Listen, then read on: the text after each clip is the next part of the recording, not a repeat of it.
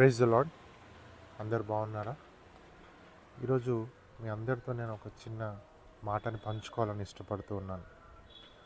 ఆ, చూడండి, instead of giving good advice, letters rather impart values. అంటే చాలా వరకు మానవ సహజమైనటువంటి స్వభావం ఏంటంటే సలహాలు ఇవ్వడానికి చాలా ప్రయత్నిస్తాం. కొన్నిసార్లు మంచి సలహాలు కూడా ఇస్తూ ఉంటాం, కానీ వాటికంటే కూడా ఎక్కువగా మనము వాల్యూస్ని కలిగి ఉండటాన్ని మనము చాలా ఎక్కువగా చూపించాలి. విలువలు, వాల్యూస్ క్రైస్తవులకు అతి ఎక్కువగా ఉండాల్సినటువంటి విషయం అదే. వాల్యూస్ ఉండాలి. వాల్యూస్ లేకుండా ఎన్ని సలహాలు ఇచ్చినా కూడా ఏం ప్రయోజనం?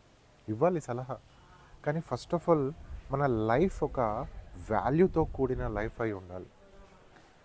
సో చూడండి, we all follow Christ, right? చాలా బల్లగుద్ది చెప్తాం.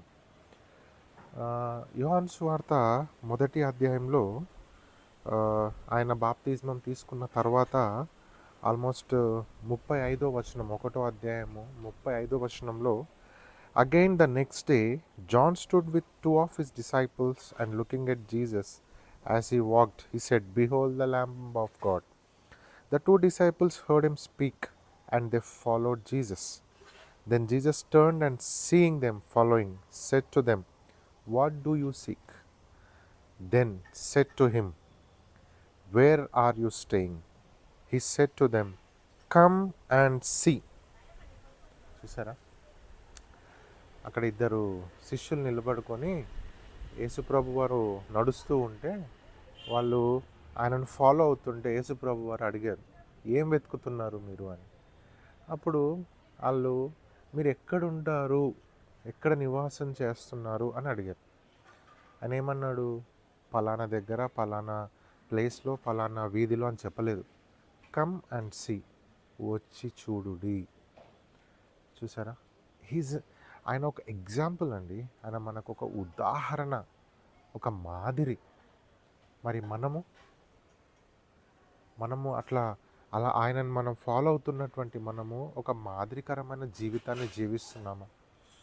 Do we have values?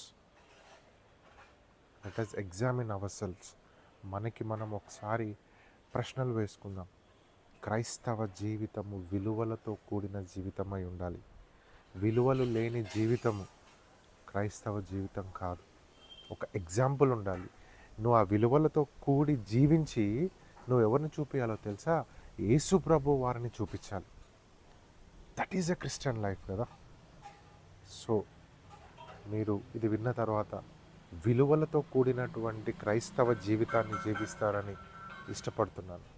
Thank you. God bless you.